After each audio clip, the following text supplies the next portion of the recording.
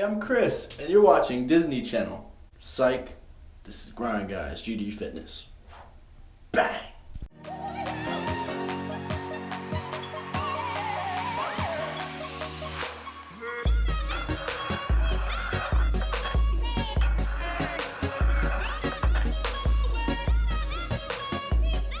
Another marvelous day outside. Another day linking up with Chris. Another day training with this beast right here. Who told you could wear red and black today? Not you. Apparently it wasn't me. We both got fresh cuts though. Like shit. Somebody look at this shit. Two things I need to point out. How fresh our fucking cuts are. Fresh or shaven. And how this nigga already sweat. How does it dig out here, man? Hot as a dick. Did you hear that? I don't even know what I'm supposed to respond to that, so I'm just not. So today we gonna be training chest. And I ain't trained chest in like 3 weeks. So today I'm going to teach you guys exactly how to come back from a break period, working a body part, and come back strong and come back efficient and make sure you don't rush into it. So I'm gonna make some bullet points and we're gonna go through all the motions. So without further ado, start it up. Sawtooth. Something like sawdude, but sawtooth for YouTube purpose. Alright, so here we are into the footage. I've got Chris on the bar right here doing 185. On the bench, I should say, with the bar.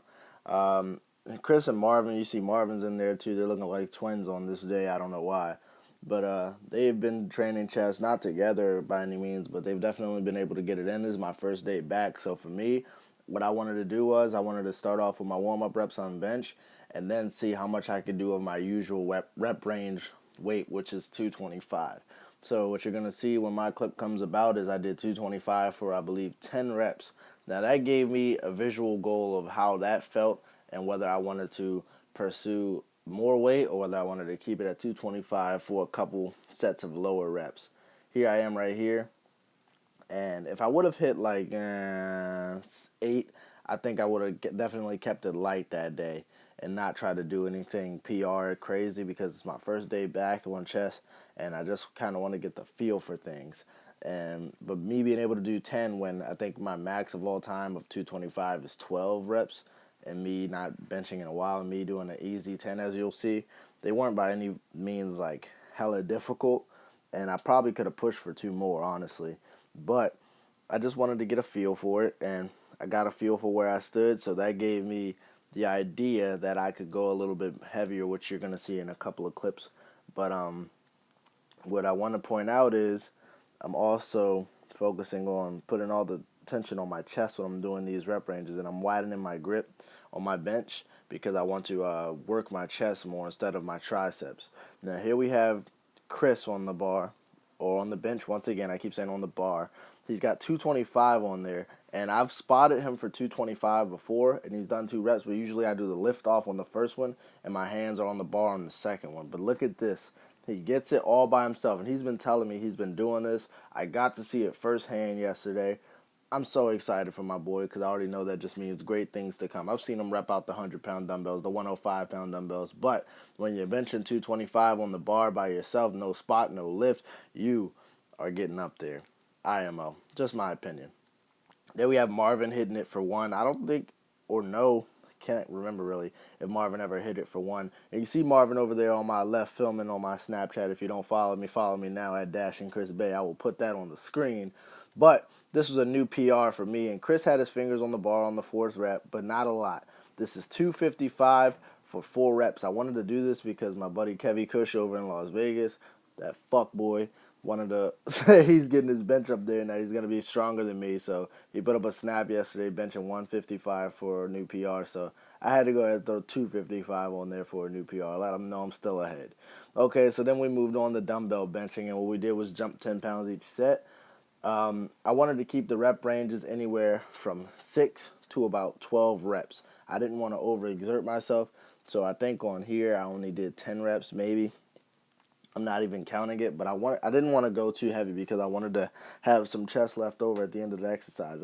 Here we just want to scratch the surface, man. We just want to break even and make sure we're still good and make sure, our strength is still there, our general strength. That's why we don't overwork it and come back in 3 weeks later like, oh shit, I'm jumping right into 100-pound dumbbells. Because on this day in particular, Chris went up to 100-pound dumbbells as he usually does.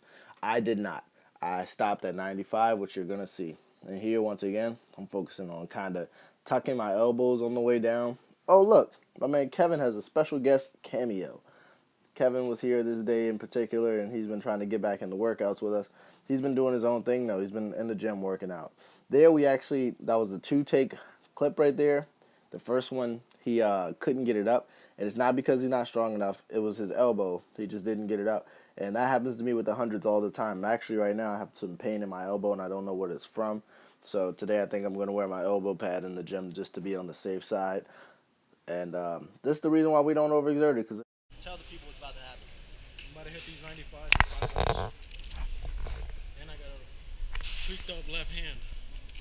But we still getting it.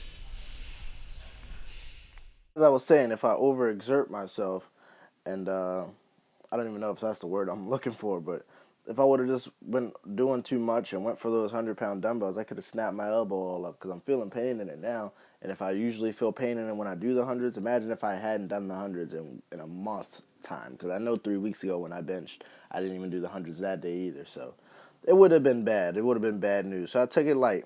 Here you see me doing the 85s or the 95s. I can't tell. Depends how many reps I do. Let me see. I'm watching the clip just like you all are. Yep, 95s. Because right there I was singing the song in my ear and I said, "Don't Let Me Down," because I was listening to "Don't Let Me Down," obviously. Here's Chris doing some cable flies. He also did machine flies this day, but I did not.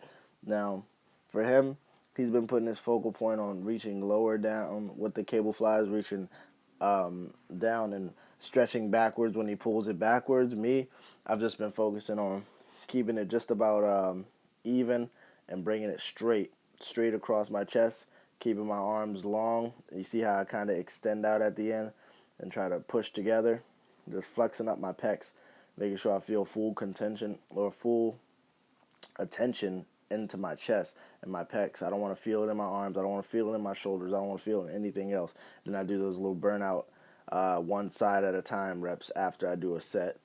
Then we did incline dumbbell bench. We also did incline barbell bench, but I didn't film that. This is where I actually stopped filming. So I hope you guys learned a thing or two about getting back into the groove. Comment, subscribe, and we'll check you out in the next vlog because it's only going to keep getting better. Thanks for watching, guys. Appreciate you. Do you feel the